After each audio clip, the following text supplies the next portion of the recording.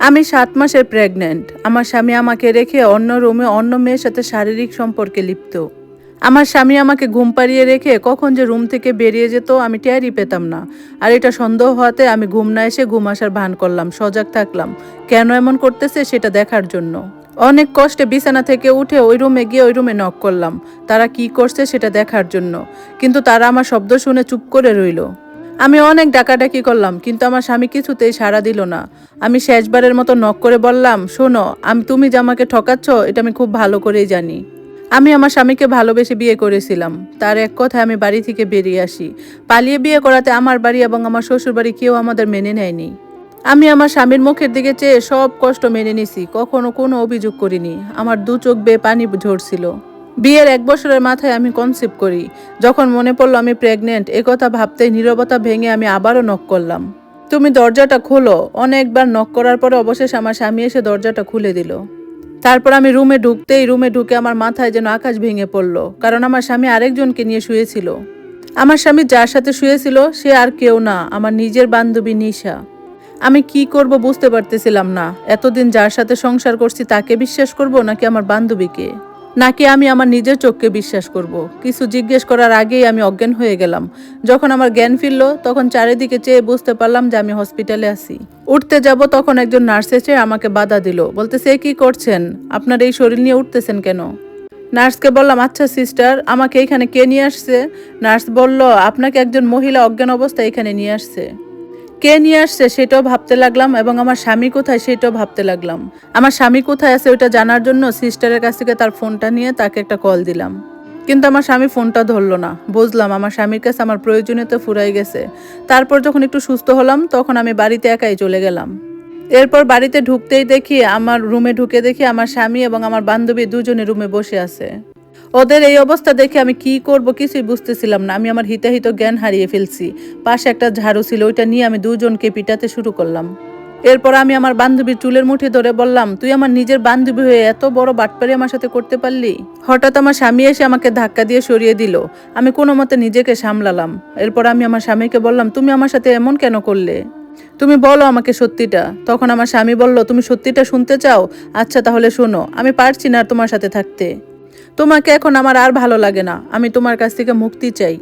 আমি বললাম, তুমি এসব কি বলছো? তখন আমার স্বামী বলতেছে, আমি যা বললাম সব ঠিক বললাম। আমি এত তাড়াতাড়ি বাচ্চা চাইনি। আর তাছাড়া তোমার কাছ থেকে আমি এমন কি পাইছি? ১ বছর হয়ে গেছে আমাদের বিয়ে হয়েছে, কোনোদিন শ্বশুর বাড়িতে যাইতে পারিনি। মনে করছিলাম বিয়ের পরে সব ঠিক হয়ে যাবে, কিন্তু কই, কিছুই তো ঠিক হইল না। তখন আমি আমার স্বামীকে বললাম, আমি তোমার এক কথায় আমার বাবা মাকে ছেড়ে তোমার হাত ধরে বেরিয়ে আসছিলাম। আমি তাদের মনে দুঃখ দিছি, কিন্তু তুমি কি করে পারলে আমাকে এরকম করে ধোকা দিতে, আমাকে ঠকাতে? তোমার কি একটু কষ্ট হয়নি? আর তাছাড়া এই বাচ্চা তো আমি নেই নাই, এই বাচ্চা আল্লাহ দিছে। আর তাছাড়া বাচ্চাটা তো আমার একার না, তোমারও। নিশা, তুই আমার বান্ধবী হয়ে কিভাবে আমার সাথে এমনটা করতে পারলি? আমার বান্ধবী আর একটা কথাও বলল না। আমার স্বামী তখন বলল, আচ্ছা অনেক হয়েছে, আমি চাই না আর তোমার সাথে কোনো সংসার করতে, তুমি চলে যাও এখান থেকে। আমি বললাম, তুমি আমার সাথে এইভাবে কথা বলতেছে কেন? আমার স্বামী বলতেছে, আর একটা কথাও বলবে না, আর যদি একটা কথা বাড়াও তাহলে কিন্তু আমার থেকে খারাপ কেউ হবে না। আমার স্বামীর এরকম হিংস্র মনোভাব দেখে আমি সেদিন অনেক ভয় পেয়ে গেছিলাম। আমার আর সাহস হয়নি তাকে কিছু বলার। আমি তার ভয়ে সেদিন এক কাপড়ে ওই বাসা থেকে বেরিয়ে গেছিলাম। আমি কোথায় যাব, কি করব কিছু বুঝতে পারতেছিলাম না। বাবা মার কাছে যাওয়ারও কোনো পথ ছিল না আমার। কি করব এখন এগুলো মনে মনে ভাবতেছিলাম। হঠাৎ মনে পড়লো এক দুঃসম্পর্কের ভাবির কথা। তার বাসায় গিয়ে দেখি তার বাসায় তালা দেওয়া। একজনকে জিজ্ঞেস করলাম, তারপর সে বলল কালকে নাকি সে বাসায় আসবে। শরীর ক্লান্ত থাকার কারণে দরজার সামনে আমি ঘুমিয়ে গেলাম। পরের দিন সকালে কারো ডাক শুনে আমার ঘুম ভাঙলো। চোখ খুলে দেখি আমার ওই ভাবি আসছেন। তারপর আমি ভাবিকে দেখে ভাবিকে জড়িয়ে ধরে চিৎকার করে কাঁদতে লাগলাম। ভাবি আমার কথা শুনে একটু অবাক হলো না, কারণ ভাবি নাকি আগে থেকেই জানে আমার স্বামীর আমার বান্ধবীর সাথে সম্পর্ক আছে। ভাবিকে আমি বললাম, ভাবি তাহলে আপনি আমাকে আগে বলেননি কেন? ভাবি বলল, আমি বলিনি কারণ আমি ভাবছিলাম বাচ্চাটা হইলে হয়তো বা ঠিক হয়ে যাবে। আচ্ছা থাক, এখন এসব কথা বাদ দাও। এখন এসব বাদ দিয়ে চলো ভিতরে চলো, আগে কিছু খেয়ে নাও। তারপর আমি না হয় তোমাকে নিয়ে তোমার স্বামীর অফিসে যাব। 7 দিন পরে আমার ভাবি আমাকে নিয়ে আমার স্বামীর অফিসে গেল। তারপর শুনি আমার অফিসে গিয়ে শুনি আমার স্বামী নাকি অনেকদিন যাবত অফিসে আসে না। তারপর বাসায় গেলাম। বাসায় গিয়েও দেখি সেখানে তালা দেওয়া। দারোয়ান কাকাকে জিজ্ঞেস করলাম। দারোয়ান কাকা বলল আমার স্বামী নাকি 3 দিন আগে বাসা ছেড়ে চলে গেছে। কোথায় গেছে কেউ নাকি জানে না। এবার আমি আমার স্বামীকে কোথায় খুঁজবো কিছুই বুঝতে পারতেছিলাম না। আমার স্বামীর যত বন্ধু ছিল সবাইকে কল দিয়ে জিজ্ঞেস করলাম। তারা সবাই জানালো যে তারা নাকি আমার স্বামীর কোনো খোঁজ জানে না। অনেক খোঁজ করলাম কিন্তু কোনোভাবে আমার স্বামীর খোঁজ পেলাম না। প্রায় 14 দিন চলে গেল কিন্তু কোনোভাবে আমার স্বামীর কোনো সন্ধান আমি পেলাম না। ভাবির বাসায় অনেক দিনই থাকলাম, আর কতদিনই থাকবো, তাই চলে যেতে চাইলাম কিন্তু ভাবি আমাকে এই অবস্থায় কোথাও যেতে দিল না। আমি বললাম, ভাবি আপনাদের উপরে এভাবে বসে বসে আর কতদিন খাবো? ভাবি বলতেছে, কি বলো এসব? আমার বোন হলে কি আমি তোমাকে এভাবে ফেলে দিতাম? আর আমাকে বলল, চিন্তা করো না, তুমি তো হাতের কাজ জানোই, ওইসব কাজ করে করে টাকা জমাও। আমিও চিন্তা করলাম যে কি আর করার, কাজ তো করতেই হবে, কারণ আমাকে তো বাচ্চাকে মানুষ করতে হবে। এরপর আমি ভাবিকে বললাম, ভাবি তাহলে আমাকে তুমি কাজ খুঁজে দাও। এরপর ভাবি আমার জন্য দোকান থেকে সেলাইয়ের কাপড় এনে দিত, আমি সবকিছু সেলাই করে দিতাম, তারপর ভাবি আবার নিয়ে দোকানে দিয়ে আসতো। দিন রাত আমি এভাবে কাজ করতে থাকলাম। কাজের মধ্যে ব্যস্ত থাকার কারণে আমার স্বামীর কথা তেমন একটা মনে পড়তো না। দেখতে দেখতে 10 মাস হয়ে গেল। সেই মুহূর্তের সময় আসলো যেই মুহূর্তের অপেক্ষায় ছিলাম। হঠাৎ করে 9টার দিকে আমার প্রচন্ড ব্যথা শুরু হয়। এরপর ভাবি আর ভাইয়া মিলে আমাকে হসপিটালে নিয়ে আসে। এই সময়টাতে আমার স্বামীকে আমার অনেক দরকার ছিল, কিন্তু সে তো আমাকে ছেড়ে অনেক আগেই চলে গেছে। আর তাছাড়া সে তো এই বাচ্চাটাকেও চায় না। এরপর যখন আমার বাচ্চাকে আমার কুলে দিল, আমার মনে হয় আমার সব কষ্ট এক নিমিষেই চলে গেল। এরপর আমরা বাড়িতে চলে আসলাম। বেশ কিছুদিন পরে আমার স্বামী আমার ওই ভাবির বাসায় আসছে। তার প্রেমিকে নাকি তার সব কিছু নিয়ে পালিয়ে গেছে।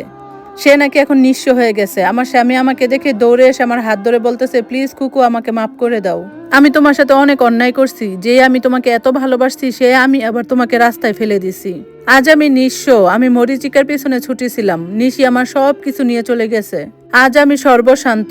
আমার স্বামীর কথা শুনে আমার একটুও মায়া হয়নি। আমি কিছুই বললাম না। তার কান্না মাখা চেহারা দেখে আমার মনে কোনো দাগই কাটেনি, কারণ আমার মনে কোনো জায়গাই নেই আমার স্বামীর জন্য। আমার সবটা জুড়ে এখন শুধুমাত্র আমার সন্তান। সেদিন আমি আমার স্বামীকে দূর দূর করে তাড়িয়ে দিয়েছিলাম। এভাবেই কেটে গেল 6 মাস। 6 মাস পরে আমি আমার ভাবিদের বাসায় একটা আলাদা রুম ভাড়া নিলাম। ভাবির কাছে আমার বাচ্চাকে রেখে আমি কাজ করতাম। তারা আমাকে এত সাহায্য করছে, আমি তাদের ছেড়ে কোথায় যাব? ভাবি আমাকে সব সময় বলতো যে নতুন করে আবার জীবনটা গুছাতে, কিন্তু পুরুষের প্রতি আমার বিশ্বাস এমন ভাবে উঠে গেছে যে আমার আর কোনোভাবে সম্ভব হয়নি নতুন করে জীবন সাজাতে। আমি এখন আর কোনো পুরুষদের বিশ্বাস করি না। আমি আর কারোর জন্য সংসার পাতবো না। যাকে ভালোবেসে, যার জন্য আমার বাবা মাকে ছেড়ে চলে আসছি, সেই কিনা আমাকে ঠকালো, সেই কিনা আমাকে ধোকা দিল, তাহলে কোনো পুরুষকে আর বিশ্বাস করা যায় না। আমি সারা জীবন এইভাবে একা কাটিয়ে দিব। আমি আর কোনো কিছু সংসার চাই না। আমি আমার সন্তান নিয়ে বাকি জীবন কাটাবো। কেমন লাগলো গল্পটা সবাই জানাবেন। আর এত সুন্দর সুন্দর গল্প শুনতে সব সময় পাশে থাকবেন।